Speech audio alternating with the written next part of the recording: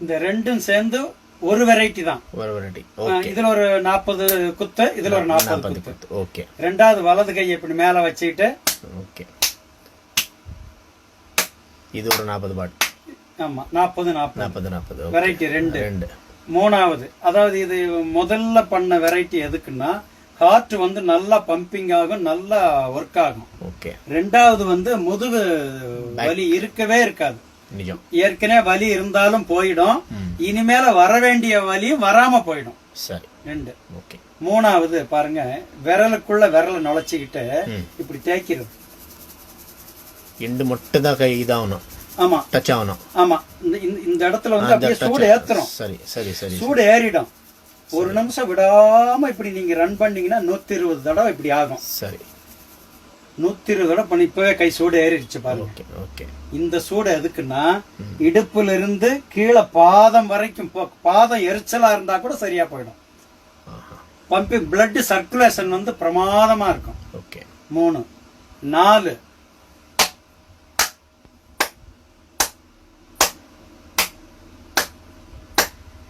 ஒரு நிமிஷம்.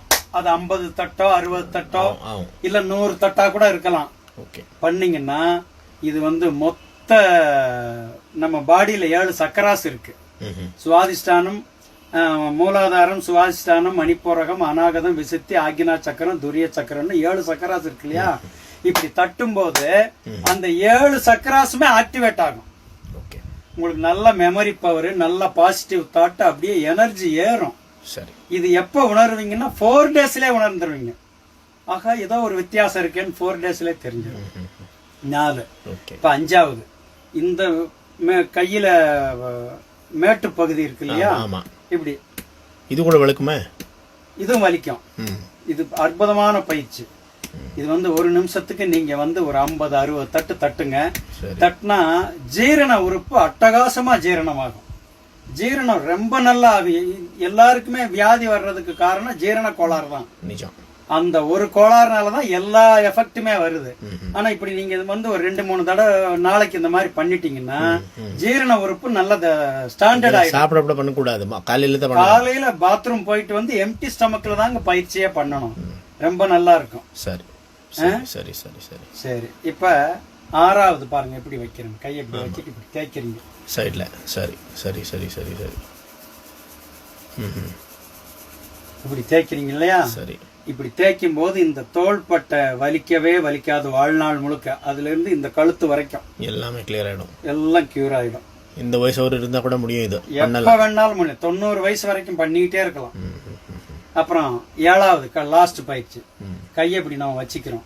இப்ப நம்ம கோவில்ல மணி ஆட்டுறோம் இல்லையா? அது மாதிரி இந்த மணிக்கட்டை இப்படி சுத்தும் போது என்ன ஆகுதுன்னா, இதுல வந்து ஒரு அரை நிமிஷம், இதுல ஒரு அரை நிமிஷம். கொஞ்சம் அப்படியே மெலிசா இல்ல, இது வந்து நல்லா கையை இறுக்கி பிடிச்சிக்கிட்டு திருப்புறது. சரி, மொத்த கை பிடிச்சிக்கணும். சரிங்க, சரி. இப்படி பிடிச்சிட்டு திருப்புறது. சரி. இதுல என்ன எஃபெக்ட் கிடைக்குதுன்னா, குழந்தை பாக்கியம் இல்லாம இருந்தா கூட குழந்தை உற்பத்தி ஆகும். இதுல என்ன அப்படி எஃபெக்ட்னா, என்ன இது பிளட் கவுண்டிங் வந்து ஹெவியா கூடும். பிளட் கவுண்டிங் அட்டகாசமா இன்க்ரீஸ் ஆகும். அதுக்காக ரைட். இதை தொடர்ந்து தினம் காலையில பண்ணுங்க. ஒரு வித்தியாசமான உணர்வு நமக்கு வரும். வாழ்க வளமுடன்.